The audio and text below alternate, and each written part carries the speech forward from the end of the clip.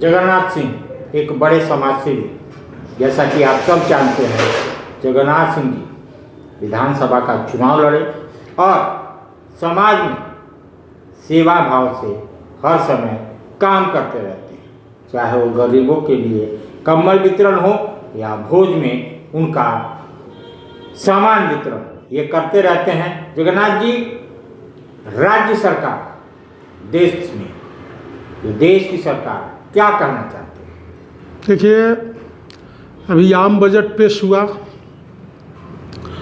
तो आम बजट पेश हुआ तो मैं बीजेपी वाले नेताओं को मैं देखता हूँ। अभी दिल्ली चुनाव भी हुआ, बजट भी पेश हुआ, ठगने में माहिर कैसे हैं बीजेपी, बजट में भी हुआ, ये मैं देखा। लेकिन मैं बीजेपी वाले नेताओं को इतना ही कहना चाहता हूँ कि आज भर्तृहरि एक विद्वान था, जो कि उन्होंने अपनी पुस्तक नीति शतक में पाश्चात्य देश का जो भौतिक और सुख भोग का जो था उसको बढ़ाते हुए लिखा है कि यशा यस्ति वितम सह नर कुलीन स पंडित स श्रुतवान गुणयज्ञ।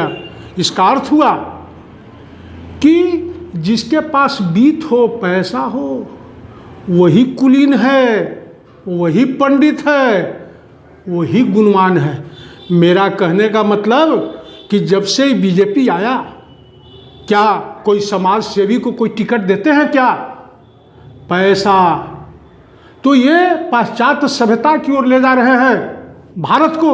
लेकिन भारत के मनुस्मृति और हमारे चाणक्य का अर्थशास्त्र, कौटिल्य में अर्थशास्त्र का वर्णन है, मनुस्मृति का मधु सिद्धांत में स्पष्ट लिखा हुआ है कि जनता से इतना ही कर लो। जैसे मधुमक्खी फूल पर बैठ के उसका पराग को ले लेता है, फूल मुरझाता नहीं है। लेकिन यहाँ ये बीजेपी के नेताओं जैसे तैसे टैक्स, महंगाई, बेरोजगारी देश में बना दिया है और देश को भौतिकवाद की ओर ले जा रहा है। पैसा बांटो, पैसा ले लो टिकट के नाम पर।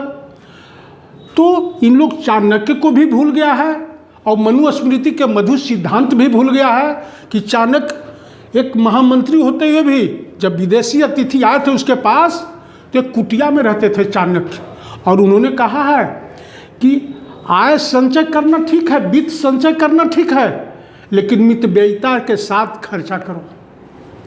जैसे आज हमारे केजरीवाल जी शीश महल बनाया, पूरा हला हुआ, लेकिन प्रधानमंत्री के महल कितना में बना है भाई? क्या बीजेपी के नेता हमारे वाजपेयी जी भी थे, मोरारजी देसाई जी भी थे, लाल बहादुर शास्त्री भी थे, क्या उनमें इनको गिनती होगी क्या? नो डाउट 3 को काम इन्होंने किया है अच्छा देश के लिए। राम मंदिर का निर्माण, 370 और 3 तलाक। लेकिन आप पाश्चात्य सभ्यता को जो भौतिकवाद युग है उसी ओर ले जा रहे हो मोदी जी। और मनमोहन सिंह को कहते थे कि रेन कोट में नहाते हैं, तो अभी सूट पहन के नहा रहे हो देखुआ। एक दिन मैं इनको देखा था कि टैबलेट से देख रहे थे भगवान राम पर सूरज की किरण बरस रहा था। तो मैं तो इनको एज ए कालनेमी की मैं संज्ञा देना चाहता हूँ। राम सबके अंदर है, उसके अंदर झांको, पहचानो। तो ये ढोंग आडंबर करना छोड़ दो। मैं अमित शाह का एक दिन दिल्ली में भी सुना था भाषण, जय श्री राम। अरे भाई, तो तुम तो शिक्षा के बजट तो खत्म कर नहीं रहे हो। तुम मैंने जय श्री राम करो, दारू मुर्गा बांटो, और नेता यहाँ 15 साल होगा संसद, 15 साल विधायक, जनता का मिलेगा क्या? क्या मिलेगा? कुछ नहीं मिलना है, क्योंकि सब आप लूट लिए हो। तो मेरा कहने का मतलब है कि मोदी जी, आज जनता हमारी अनपढ़ है, लेकिन एक चीज बता दे रहा हूं मोदी जी, यहाँ से जाना भी है। बहुत से राजे रजवाड़े गए। आप अगर प्रजा के हित में अगर अच्छा नहीं करते हो, ठगने का काम करते हो, तो यही भोगना होगा और ऊपर भी जवाब देना होगा। मैं दोनों नेताओं के कहना चाहता हूं कि कालनेमी मत बनो।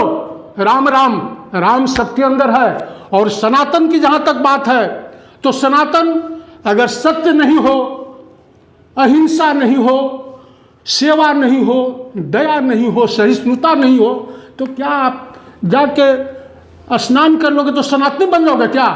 क्या ये सब? मैं बागेश्वर धाम उनको मैं देख रहा था, इसे सनातन नहीं हो सकता। सनातन का 5 लक्षण है, तो 5 चीज़ ये सिखलाओ लोगों को। या हिंसक बनो, सत्य बोलो, सेवा की भावना रखो, दया होनी चाहिए और गरीब का दान होना चाहिए। तो ये खाली इन लोग राम राम और सनातन बनो, नहा लो। और योगी जी के बारे में कहना चाहता हूँ कि आप तो जोगी हो ना भाई, आपको तो ये नहीं करनी चाहिए ढोंग आडंबर। आप तो कालनेमी मत बनो। कालने में भी राम राम कर रहा था, लेकिन राम राम राम आपके अंदर है, सेवा दया आपके अंदर हो। जब भगवान राम सत्य निष्ठा के प्रतीक थे, उन्होंने निष्ठा का मानक स्थापित किया, बोली से कभी फिरे नहीं और वचन से कभी समझौता नहीं किया। आप क्या कर रहे हो? आप तो ठग रहे हो। बांट लो, दारू मुर्गा ले लो, पैसा ले लो, क्या आप शासन चला रहे हो? कहीं रहने दियो संविधान और कहीं लोकतंत्र को। तो इस सब के लिए आप बीजेपी के नेताओं को शर्म थोड़ा लगता है? इन लोग को हया शर्म पी गया है। वाजपेयी जी भी हमारे बीजेपी के नेता थे, लेकिन उन्होंने कभी न सरकार गिराई न खरीद बिक्री किया।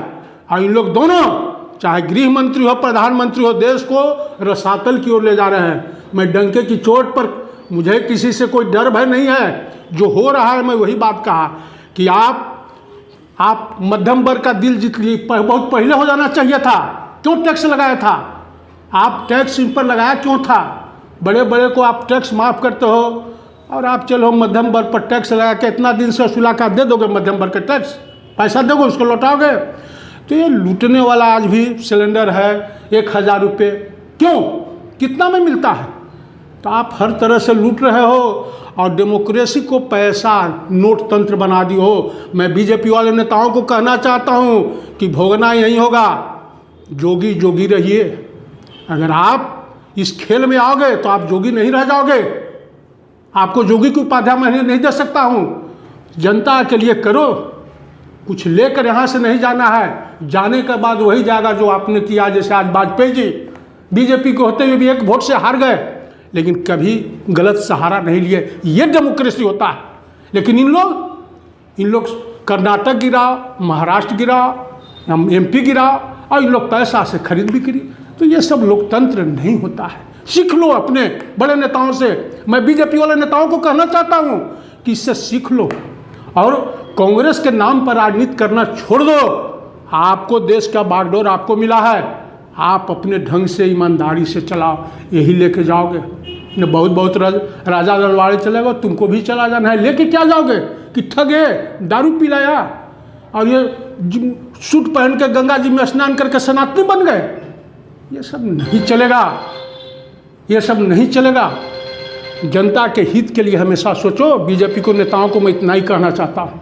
सस्ता और समुचित इलाज के लिए गरीबों का रहनुमा मात्र एक हॉस्पिटल, मैयां बाबू हॉस्पिटल।